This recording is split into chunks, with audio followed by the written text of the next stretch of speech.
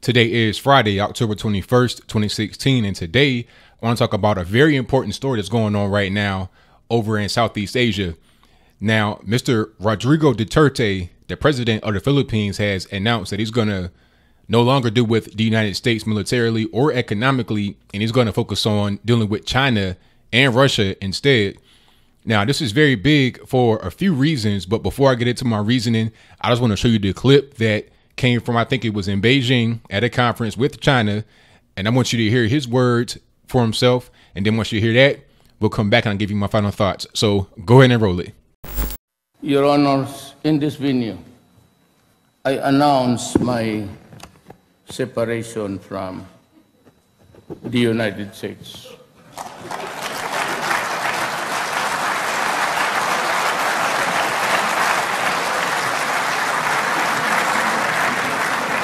Both in military, not maybe social because the Philippines, both in military but economics also. America has lost me. And will I realign myself in your ideological flow, and maybe I will also go to Russia to talk to Putin and tell him that there are three of us against the world: China, Philippines, and Russia. It's the only way. So you're able to see that now. This is a very, very important announcement because of a few different reasons. But before I get into the reasons, I'm going to give you a little bit of history of the region if you don't know. Now, the Philippines at one point was controlled by the Spanish. This is why a lot of the people that are there, like Mr. Rodrigo Duterte, have kind of halfway Spanish, halfway Asian sounding names because they were controlled by the Spanish up until 1898. Now, that is when they lost, the Spanish that is, they lost to the Americans in the Spanish-American War. So as a result, they had to give up ownership or colonization, whatever you want to call it, of the Philippines. However, right after that, the Americans took it over and then they became America's colony from 1898, 1899 on up until about 1945, which is in the World War II, which I'll get to a little bit later. Now, when the Americans controlled the Philippines, when they first came, there was a war between the Philippine people and the American people. And that war lasted for a while. Some would say it ended in 1903, 1904, and others would say 1913 because there was a big problem with certain smaller groups of people in the Philippines that were still fighting after the bigger fights were being fought. More specifically, the Moro people, which Mr. Duterte brought up previously when talking about Americans, because the Moro people were like an ethnic minority in the Philippines and they're Muslim, and they got slaughtered by the thousands in a very tragic situation that happened in the Philippines over a period of years.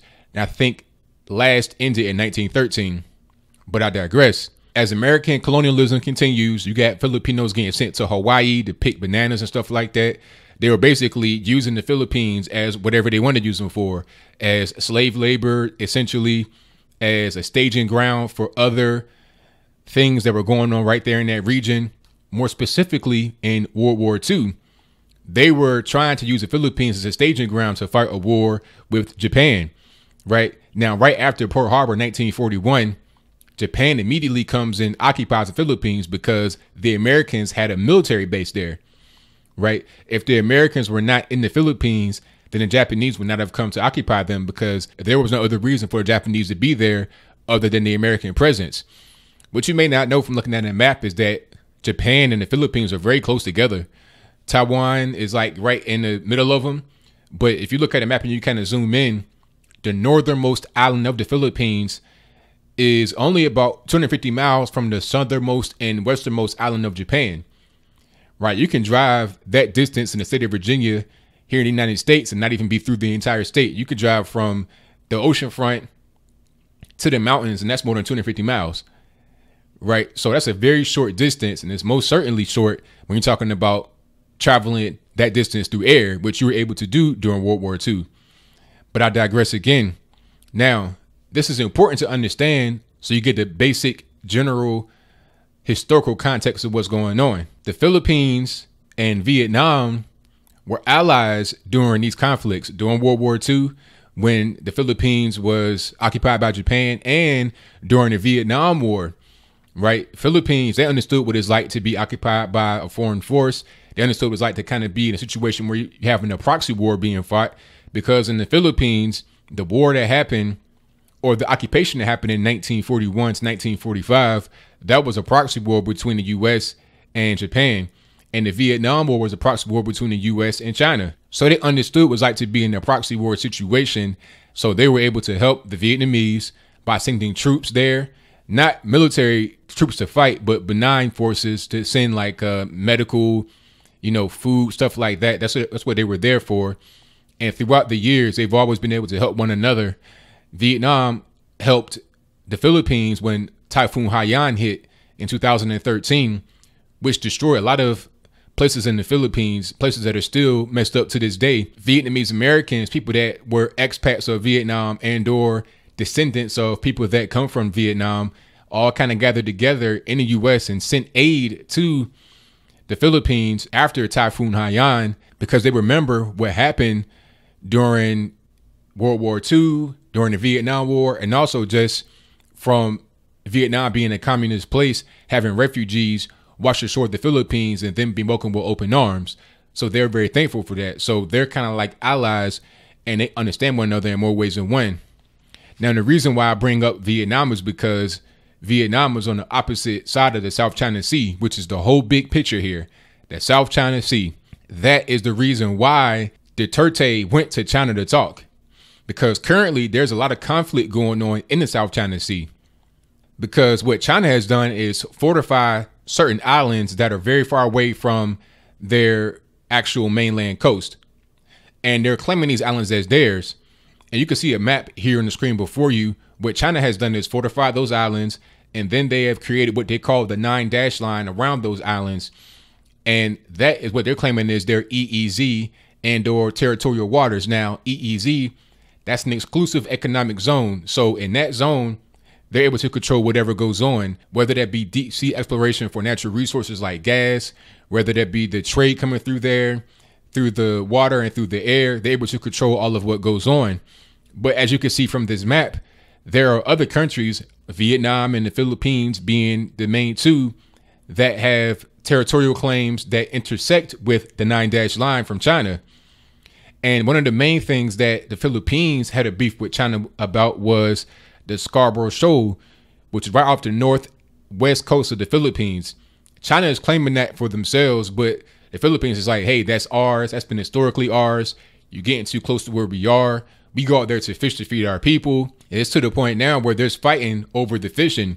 I think a Philippine boat bombed a Chinese boat, not a military vessel, of course, but I think they firebombed a fishing vessel because they were interfering with their ability to be able to fish.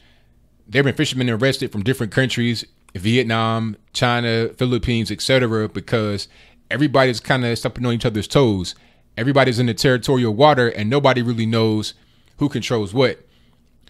The Philippines was able to bring China to an international court, and they were able to actually win a settlement, not a financial settlement as far as I know, but as far as the court saying that China could not fortify these islands and call them their own territorial water, because first of all, historically, that did not belong to them. But second of all, these so-called islands are not islands at all. They're just basically like glorified coral reefs and rocks that China had built up to create islands and say, okay, that's ours. So we control whatever goes on underneath the water that's right there and also around the water. So the international court said they can't do that. However, the Chinese are essentially ignoring the ruling, which still means that there's going to be conflict between them. Now, if you go to the international court and there's a ruling decided and the country is not following it, what's the next alternative? What are you going to do? All you can really do is just try to talk directly to that nation and figure out a way to come to an agreement. And I think that's what's going on here. Or you could go to war, but that's a terrible, terrible thing to do. And the only reason they would go to war is if the United States would kind of provoke them to do it, which is what's going on right now. Today on Friday, October 21st, 2016, I saw that right after Duterte made that announcement, he's going to go to China rather than dealing with the United States. they sent a destroyer right out there to the South China Sea. Now China's saying, hey, you need to back off. This is our water. This is our territorial water. Back off. And the reason why the U.S. is doing it, well, they'll say the reason why is because they want to make sure that they have freedom of movement out there in the South China Sea, because by international law, it's illegal if you're not allowing people to be able to have freedom of movement. However, the real reason why they want to have so-called freedom of movement and the reason why they want to inject themselves into that conflict is because a lot of our raw materials comes from the South China Sea, not as far as in the water right there, but as far as the trade route, right? It comes from, Saudi Arabia, Iran, etc., through the Red Sea, Gulf of Aden, the northern Indian Ocean, right along the coast of India, on up past Sri Lanka, up to the coast of Bangladesh and on down Myanmar, Thailand, etc., and then on down through certain choke points, like right there in between Malaysia and Indonesia, right there where Singapore is, and then up through the South China Sea. Now, they can't really go through the Indian Ocean where it's just like, like a direct shot from Southern Africa, like South Africa or Angola on over to Australia, because there's nothing out there. You need to have some kind of land that's close by in case of something happening, because if you get caught in a storm right there in the middle of the Indian Ocean, they'll never ever find you. And you also can't go north. Well, you can go north, but it's not really available yet, if I'm not mistaken. And Russia is claiming that part up there in the Arctic Pass, right? And that's actually contested as well. I think some of the Nordic countries are kind of contesting that because they say that, some of that is passing in their territorial water, but Russia's like, no, that's ours. But that's a whole different story right there. There are a lot of conflicts that are going on, but the South China Sea, that is very important because a lot of raw goods goes through there that comes to the U.S. because a lot of our products, unfortunately, come from China. And that trade route is very important, not only from goods that come from China, but goods really that come from the Middle East, such as energy. So the U.S. wanted to use the Philippines as a staging ground to be able to fight any kind of proxy war that may erupt if China was able to successfully claim the 9-dash line, demarcation line, and anything that's in there, because they would want to get that route open to be able to continue trade. But Duterte is like, look, we saw what happened in World War II when the Americans were here, and then we got attacked by the Japanese, and we had a very bloody war that killed thousands, if not millions, of Filipinos. So why go through that again? China, of course, is not perfect. They have so-called human rights violations, about they sell organs and stuff like that, allegedly. It's not a perfect place. It's very polluted. They do a lot of currency manipulation, etc. However, at this point, I think that Duterte kind of sees the writing on the wall. He's like, look, I'd rather just do with China and Russia, which are very strong, and they're becoming more powerful in the world. They become more of an influence rather than the Anglosphere in the West, which is declining. You see what's going on right now with our economy. We're $20 trillion in debt, and China owns most of that debt. You see what's going on right now with Europe. A lot of these countries are failing. The European Union seems like it might be on the ropes. You had the UK just exited. So you might have France next, and then you have the horde of Islamic invasion coming into Europe. So Europe has its own problems. So does the West in general, especially the US and Canada.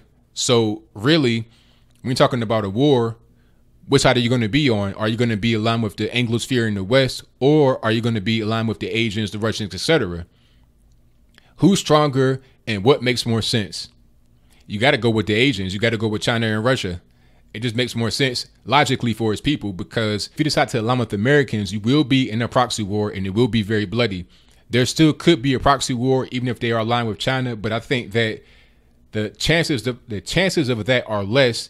And if it did happen, there would be less casualties. So I think that's kind of what Duterte is kind of banking on.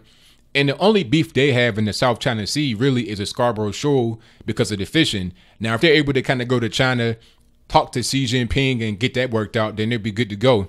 And beyond just the Anglosphere in the West kind of declining, there's also a problem with the media attention on Duterte, trying to label him as a dictator or a genocider and stuff like that, when that's not really the truth. What's going on is that the media in the West is painting him as that, as something to talk about. They're just trying to have it's really about money, because the media is failing. A lot of newspapers, online media, etc., is kind of grasping for straws. And if you're able to kind of paint a world leader or somebody of a different country in a negative light and able to get a lot of attention, then they'll do it. And it's really petty to do things like that, but it really impacts people because of the whole situation where they said that he called Obama a son of a whore, which was not true. That was a mistranslation. He was talking to a journalist in the actual place that asked him a question kind of out of turn. He was talking to that journalist when he referred to the journalist as that, but the media took it as saying that he was calling Obama that because of the context in which it was said and the way it was translated. But that's not what happened. But the media, of course, is going to run with it. And even when they find something that kind of goes against what was said, they're not going to retract it because they were able to get their clicks. They were able to get their views. They were able to get their attention and their money from the ad dollars, so they don't care. Now, things like that seem very petty, like I said, but they impact people because there was a meeting with Southeast Asian nations in Laos, and Duterte was there, and so was Obama. But Obama canceled the meeting he had with Duterte because of the media remarks. So it's like, man, what's going on here? Not only are you failing in the West, in the Anglosphere, you're also letting the media control how you operate, control how you talk to me diplomatically. So what kind of person is that? Why would I go into a war with somebody like that who can't even control his own ability to discern what's fact and fiction from the news media? It doesn't make any sense. At least with China, I could sit down and talk to Xi Jinping and he's not going to be controlled by the media or outside forces. He's not perfect, but he's better than Obama and the failing Western society. And also they talking about how Duterte is some kind of genocider because of the whole situation with the drug war, when there's been like 3,000 people that have been killed in so-called extrajudicial killings. But there's no evidence of those killings not being justified because many of the killings have been police fighting drug dealers who are fighting them back. Duterte is trying to fight against the drug dealers and the drug pushers and the abusers in the community in his country because he does not want to become another former Spanish colony in Mexico with the very bad drug problem, and to the point where the country is being controlled by the narcos, by the drug dealers. Not only just the violence that goes on between drug cartels, but also the public health aspect of it. I mean, you're dealing with a poor country. You're dealing with hospitals that are being overrun. There's a rehab place for drug addicts, but there's not enough money to fund it. So it's like, okay, what's the best solution here? Let's kind of stamp out the drugs and work with China because a lot of the drugs come from China. So let's let them help us to be able to eliminate the drug problem rather than just doing what the West says, which is just letting it happen and not dealing with the criminal aspect and not dealing with the drug problem at all, which, by the way, the West promised to help deal with, but they did not help. So if they won't help with the drugs, if they will let the news media control how they behave, if they'll do all these things, what makes him think that they're going to help him in a war situation is going to jump off between the Philippines and China, Russia, and all their allies? The Philippines will be decimated, and then who's going to be to blame? You're going to put the blame on Duterte for not protecting his people. So the best thing he did here was what he did. So what do you think? Do you think that this situation is something that had to happen the way it happened? And when I say that, I mean, when you're dealing with China and they're kind of threatening you a little bit, they're kind of dealing with a little bit of a conflict and you're a small nation, what do? Do you decide to just try to talk to them to work things out peacefully, or do you try to fight? Or are you a Filipino? Are you in the Philippines right now? Do you live in the United States, Canada, etc., and you're Filipino, you're kind of an expat, a descendant of a Filipino immigrant or whatever you are?